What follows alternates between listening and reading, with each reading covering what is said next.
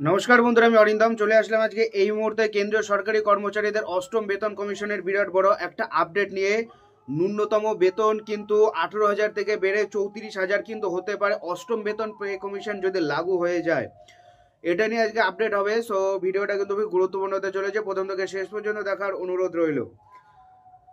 বিশেষজ্ঞদের মতে ন্যূনতম বেসিক বেতন 34,500 টাকা পর্যন্ত বাড়তে পারে, যা কেন্দ্রীয় সরকারি কর্মচারীদের আর্থিক অবস্থার উন্নতিতে সাহায্য করবে। কর্মচারীদের মধ্যে এই নতুন পে কমিশন নিয়ে অনেক প্রত্যাশা রয়েছে। তারা আশা করছে নতুন কমিশন 2026 সালে কিন্তু লাগু হয়ে যাওয়ার কথা। খুব ভালো খবর আসতে চলেছে কেন্দ্রীয় সরকারি কর্মচারীদের জন্য, বাড়তে চলেছে ন্যূনতম মাসিক বেতন।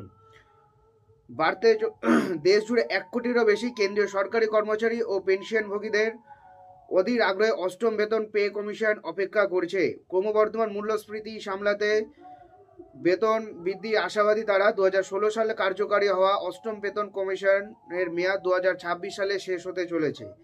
এমন পরিস্থিতিতে নতুন পে কমিশন গঠনের দাবি জোরালো হচ্ছে। এই নিয়ে দাবিপত্র পেশ করা হয়েছে। কেন্দ্রীয় সরকার এখনো এই নিয়ে মুখ খোলেনি, তবে ধারণা করা হচ্ছে অষ্টম বেতন কমিশন 2025 সালে গঠিত হবে এবং 2026 সালের জানুয়ারি থেকে কার্যকর হতে পারে। অনুমান অনুযায়ী ন্যূনতম বেসিক বেতন বর্তমানে 18,000 থেকে 34,500 টাকা পর্যন্ত হতে পারে। তবে সরকার এখনো আনুষ্ঠানিক কোনো কাজ ঘোষণা করেনি, আনুষ্ঠানিকভাবে এখনো কিছু ঘোষণা করেনি। কেন্দ্রীয় সরকারি কর্মচারীদের জন্য সপ্তম বেতন কমিশন, এরপর অষ্টম বেতন কমিশন লাগু হবে। নতুন কমিশনে মহার্ঘ ভাতা গণনার নিয়মে পরিবর্তন আসতে পারে। বর্তমান সপ্তম পে কমিশনের নির্দেশিকা অনুযায়ী ডিএ গণনা করা হয়। ভবিষ্যতে এটি মূল্যস্ফীতির সঙ্গে আরও সুসংগতভাবে সংশোধন করা হতে পারে, যা কর্মচারীদের জন্য সুযোগ সুবিধা এনে দেবে। এর আগে সপ্তম বেতন কমিশন প্রবর্তনের সময় 23% বেতন বৃদ্ধি পেয়েছিল। অষ্টম বেতন পে কমিশনের মাধ্যমে এর চেয়ে বেশি বেতন বৃদ্ধির আশা বিশেষজ্ঞদের মতে।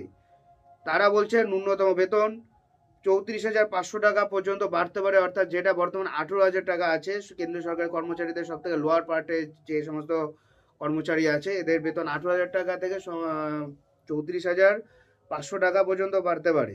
কর্মচারীদের মধ্যে এই নতুন পে কমিশন নিয়ে অনেক প্রত্যাশা রয়েছে। তারা আশা করছে নতুন কমিশন তাদের আর্থিক সুরক্ষা, কর্মজীবনে আরও উন্নতি করতে পারে। অর্থাৎ আমরা সামনের বছর বাজেটে কিন্তু পে কমিশন কিন্তু উঠতে পারে এবং এমনটাই কিন্তু খবর আসছে। সামনে অষ্টম বেতন কমিশন কিন্তু সামনের বছর বাজেট যেটা ফেব্রুয়ারিতে হয়, সেটা কিন্তু উঠতে পারে বলে জানা যাচ্ছে। এটাই হলো আজকের আপডেট। সেরকম আপডেট পাওয়ার জন্য অবশ্যই চ্যানেলটা সাবস্ক্রাইব করে আমাদের পাশে থাকবেন। দেখা হচ্ছে পরের ভিডিওতে। ভালো থাকবেন সবাই। নমস্কার, জয় হিন্দ, বন্দে মাতরম।